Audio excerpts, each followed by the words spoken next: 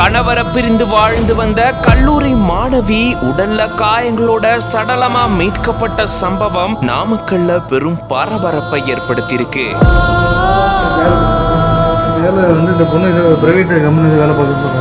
மாணவி இறப்புக்கு மாணவியோட காதலர் காரணமா போலீசார் தீவிர விசாரணை மேற்கொண்டுட்டு வராங்க.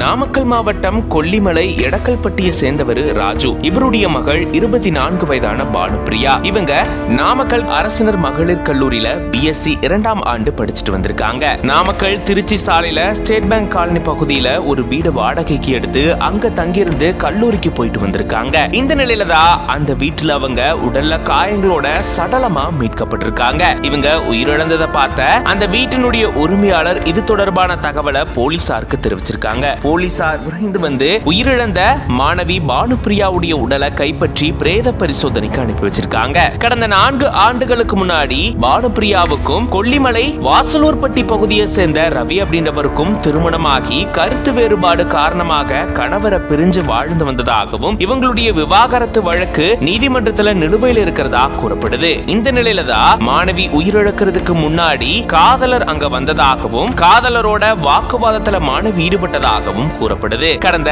9 மாதங்களா பொய்யேரி பகுதியை சேர்ந்த விக்னேஷ் அப்படின்றவரை பானுப்பிரியா காதலிச்சிட்டு வந்ததா கூறப்படுது. விக்னேஷ் மாணவி உயிரிழக்கிறதுக்கு முன்னாடி வந்து வாக்குவாதத்தில் ஈடுபட்டதா கூறப்படுது. மாணவியுடைய காதலர் அங்க இல்லாததால காதலரை பிடிச்சு விசாரணை செஞ்சா நடந்தது என்ன அப்படின்ற விவரங்கள் தெரிய வரும் அப்படின்னு போலீசார் தரப்புல இருந்து கூறப்பட்டிருக்கு. இப்படி கல்லூரி மாணவி ஒருத்தங்க வீட்டுல சடலமா மீட்கப்பட்ட சம்பவம் பெரும் பரபரப்பையும் அதிர்ச்சியும் ஏற்படுத்தியிருக்கு.